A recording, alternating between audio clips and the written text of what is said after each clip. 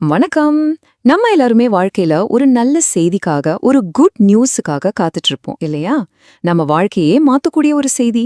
இன்னைக்கு நாம அப்பேற்பட்ட ஒரு மைய செய்திய பத்தி தான் ஆழமா பார்க்க போறோம். அதுதான் சுவிசேஷம். வாங்க அது என்னன்னு விரிவா பார்க்கலாம். கொஞ்சம் யோசிச்சு பாருங்களேன்.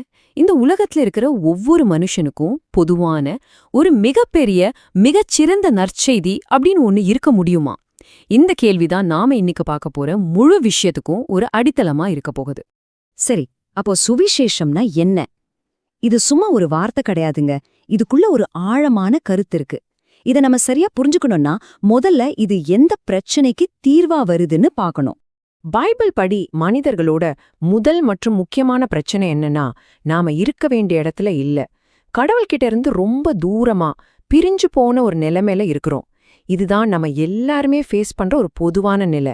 இந்த வசனத்துல ஒரு முக்கியமான வார்த்தை இருக்கு பாருங்க, எல்லாரும். இது ஏதோ ஒரு சிலரை பத்தி மட்டும் சொல்லல.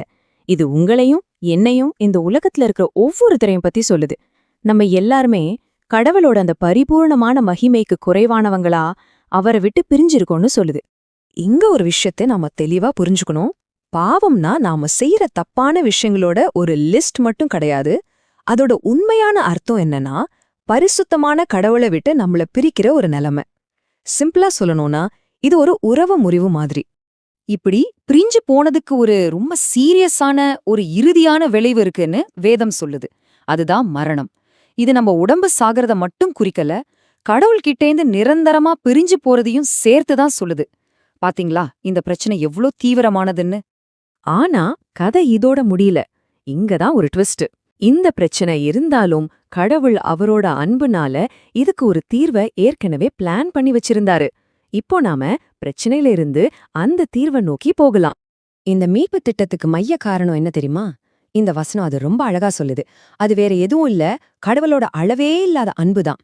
அந்த அன்புனாலதான் அவர் தன்னோட ஒரே மகனையே இந்த உலகத்துக்கு அனுப்புனாரு.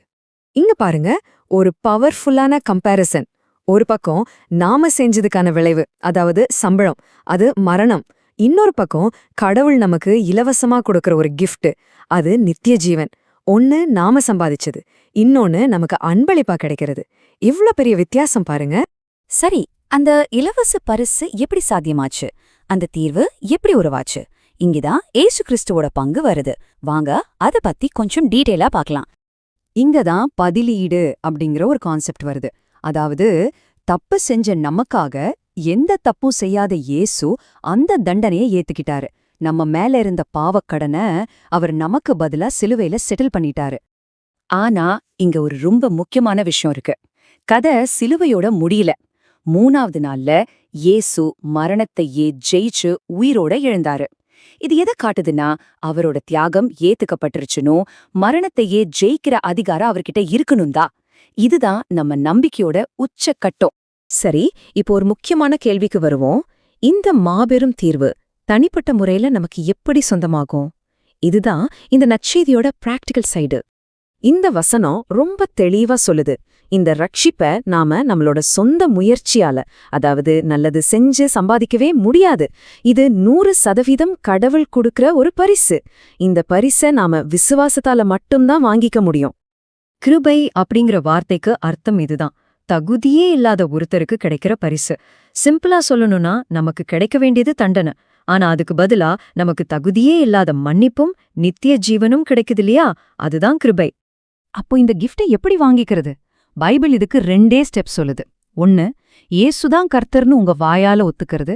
2வது, கடவுள் அவரை மரணத்திலேந்து உயிரோட எழுப்பினாருன்னு உங்க இருதயத்துல முழுசா நம்புறது. இது சும்மா தலையாற்ற நம்பிக்கை இல்ல, இது ஒரு முழுமையான அர்ப்பணிப்பு. சரி, நாம இப்ப வரைக்கும் பார்த்தது ஒரு சின்ன ரீகேப் பண்ணிரலாமா? நாம எல்லாருமே பாவத்தால கடவுள்கிட்ட இருந்து பிரிஞ்சிட்டோம். அதனால நமக்கு கிடைக்க வேண்டிய சம்பளம் மரணம். ஆனா கடவுள் நம்ம மேல இருக்கிற அன்புனால அவரோட மகனான இயேசுவை அனுப்பி இந்த பிரச்சனைக்கு ஒரு தீர்வு கொடுத்தாரு. இயேசு நமக்காக இறந்து 3வது நாள்ல உயிரோட எழுந்தாரு. இந்த மாபெரும் ரட்சிப்பு நாம சம்பாதிக்கிற விஷயம் இல்ல, இது விசுவாசத்தால நமக்கு கிடைக்கிற ஒரு இலவச பரிசு. மொத்தத்துல இதுதாங்க சுவிசேஷம். இப்போ கடைசியா உங்ககிட்ட ஒரு கேள்வி. மனுஷங்களோட மிகப்பெரிய பிரச்சனைக்கு ஒரு தீர்வு இருக்குன்னு நாம பார்த்தோம். இந்த நற்செய்தி உங்க தனிப்பட்ட வாழ்க்கைக்கு என்ன அர்த்தத்தை கொடுக்குது? இத பத்தி கொஞ்சம் யோசிச்சு பாருங்க.